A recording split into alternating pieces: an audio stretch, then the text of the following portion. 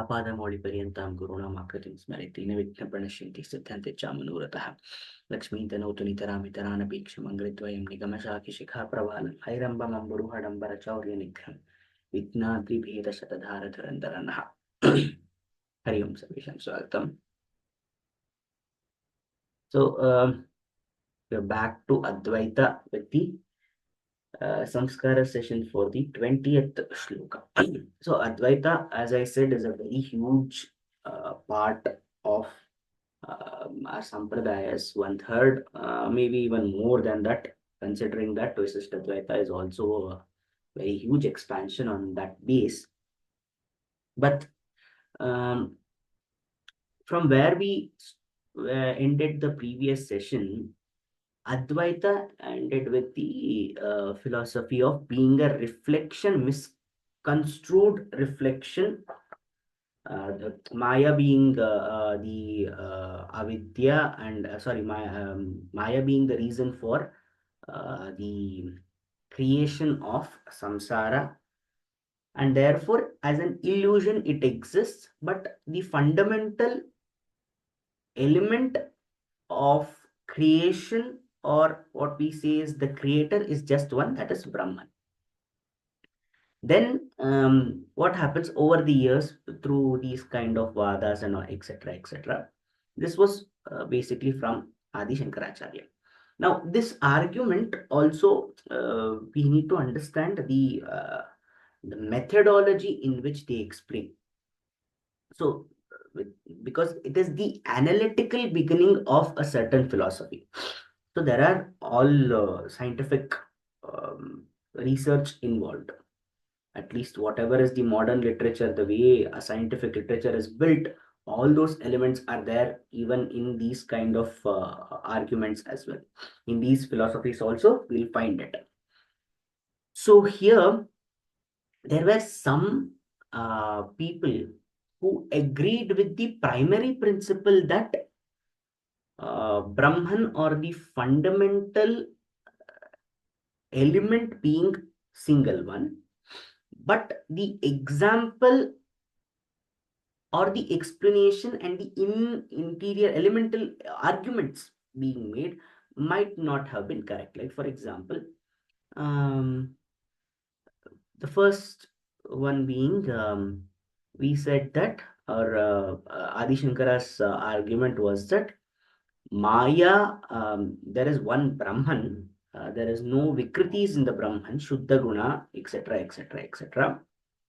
And samsara, there is a reflection of that Brahman.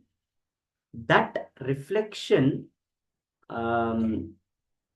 unfortunately, due to avidya, there is a projection that brings out it as the manifestation of samsara. So here the primary objection that is, if the Brahman is nirguna, if there are no guna, how can the reflection be guna yukta? This is the primary simple logic, that is.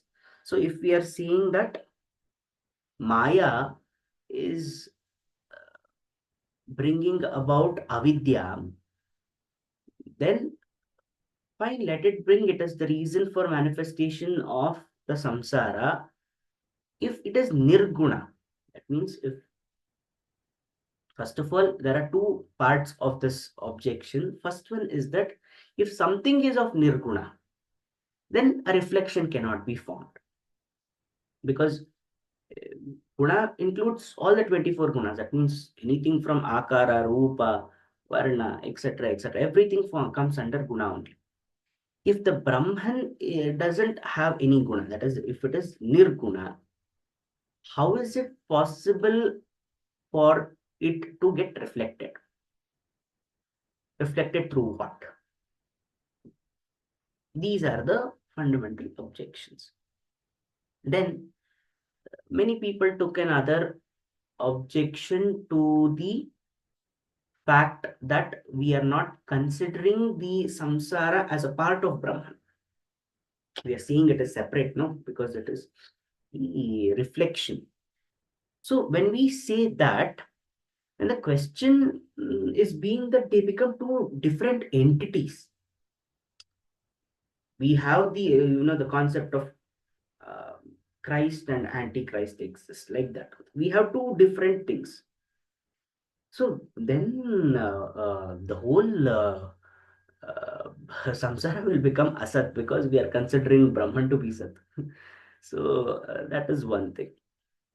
And then we find that uh, when we say Maya and Samsara, Maya is the reason for Samsara, or rather, Avidya is the reason for Samsara, reason for Maya. Now, when we say that, we already agreed the nature of Avidya is such that there is no Adi for it, it is Anadi. We are saying that Avidya is also Anadi, there is no beginning to it. Brahman is also Anadi. We are bringing kind of equivalency between them. That is one other thing. Then when we say the projection of Brahman through avidya gives rise to Maya, then the Maya is also is nothing but the Jagat. Avidya and Jagat are there side by side. We don't know. We are saying that it is actually avidya that has resulted in Maya. But when we say both of them are anadi, that means Brahman is anadi, therefore the avidya also we have established as anadi. Then we don't know who gave rise to what. There is a confusion with respect to karana bhava. Who is karya and who is karana between the maya and the avidya?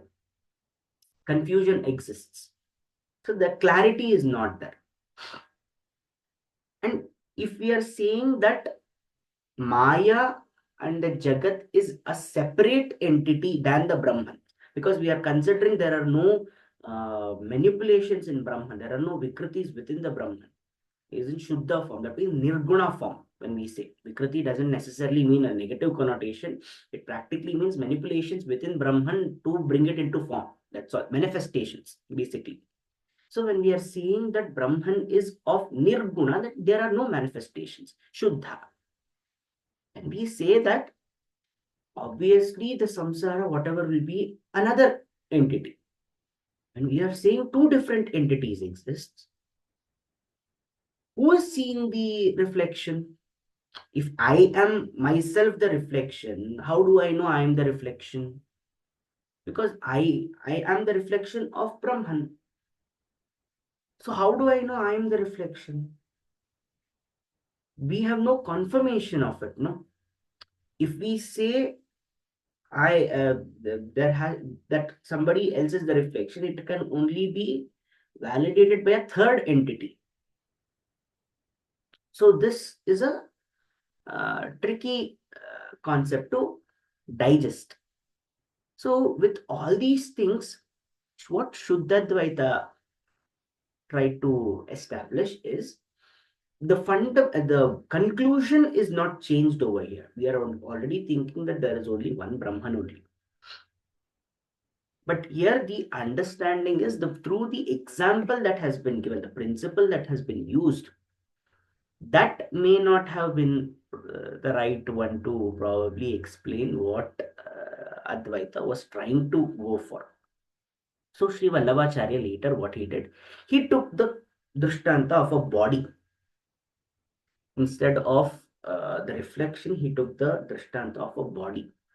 In that body, he started explaining every anga, and there also see what happens is the fundamental understanding is that see where the Veda Pramana themselves is that there is Advaita, or through Adi Shankara actually gave the Prasthanatrayis, right? So when he explained those kind of things, he uses Veda Pramana, Shruti Pramana only. So obviously, when he says Brahman is Nirguna, then the objection is also said that because in the Vedantas only it is mentioned as the guna of Brahman is Sat Chit Ananda.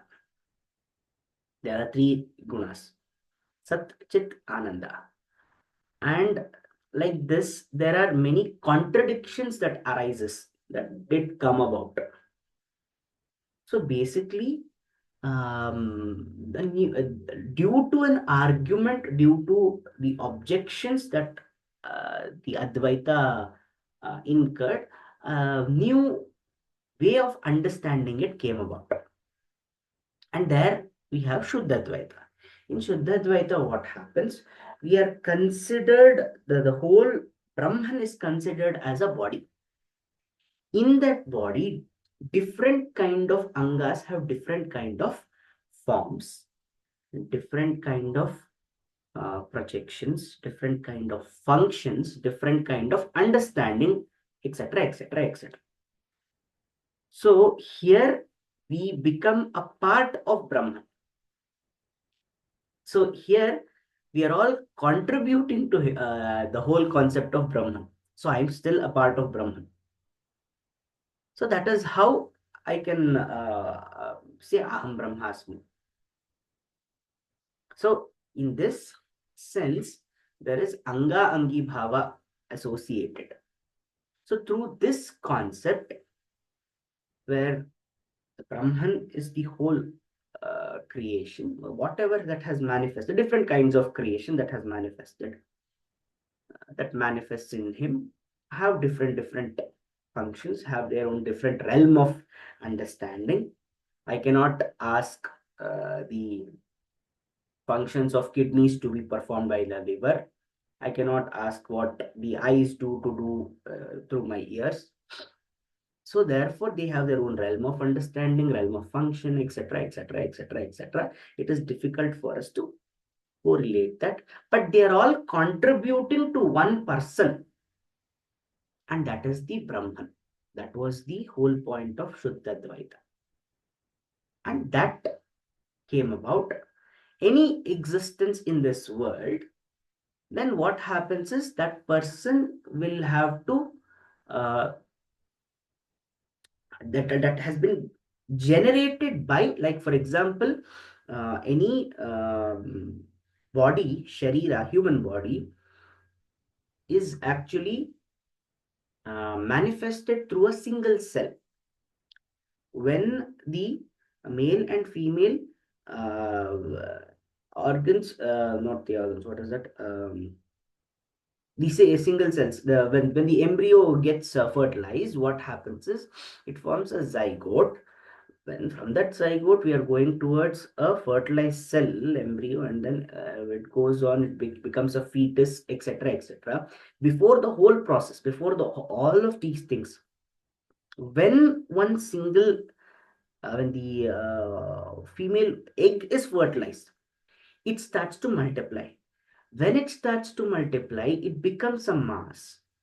After it becomes a mass, it is just one kind of cell multiplying. After it multiplies to a certain extent, in our scriptures it says 14 weeks, it gets an auto suggestion for a certain group of cells to form different heads. That means we are made up of the skeleton, we are made up of bones, muscles, different kinds. Even in tissues there are different kinds of tissues. So the cells coming from one single cell only, they are amounting to something else. That means from that one cell only a bone is also formed. From that one cell only a muscle is also formed. Muscular tissue, connective tissue, uh, epithelial tissue, skin, etc., etc. All these things are getting formed. Even organs, heart is formed, liver is formed, kidneys are formed, and not just formed, they are in the same perfect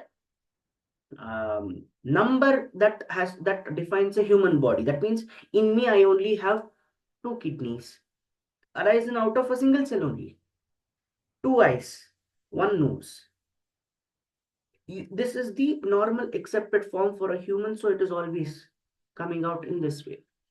So that auto suggestion is where the where we have actually reached the Brahman. and then it is going to different forms. So the manipulation or the manifestation is also happening within him only. It was what has been trying to convey through Shuddha Advaita. So like this, the Anga Angi Bhava, and it gets expanded to different extent. But the basic principle for Advaita, it remains that there is only one fundamental, elemental source of creation, that is Brahman. So there cannot be another separate thing. So therefore, we are all a part of it. That was the whole principle associated with Advaita. And this is what the argument also tries to bring about. Here, we are in that phase where Advaita is trying to say that the only non-dual entity is knowledge. That is the reason Brahman is also is in the knowledge form, and therefore he also is the only way. That means understanding Brahman itself is understanding, is the true knowledge, is the ultimate knowledge. It is not understanding about him. Understanding him itself is true knowledge. He himself is the true knowledge, the state of knowledge, true knowledge. That is what has been said over here. And the argument is primarily with respect to karma, jnana karma samuchaya, because jnana becomes the most important thing over here. There is objection posed with respect to its association with any other kind of Vedic prescribed paths. So with this, Advaita, and this is not the total thing. There may be misinterpretations at some point. There may be different, my examples might not have served the true argument that Advaita is actually saying. Just a simple understanding, bringing it out to very layman level, because mm, the script demands that there has to be some understanding of what Advaita is. So for that, just a little bit of it has been explained in the previous and this last. स्वस्ति प्रजाभ्यः प्रतिपालयन्तां न्यायेन मार्गेण महीमहीषा गोब्राह्मणेभ्यो शुभमस्तु नित्यं लोकाः समस्ताः सुखिनो भवन्तु कायेन वाचा मनसेन्द्रियैर्वा बुद्ध्यात्मना वा प्रकृते स्वभावात् करोमि यद्यत् सकलं परस्मै नारायणायेति समर्पयामि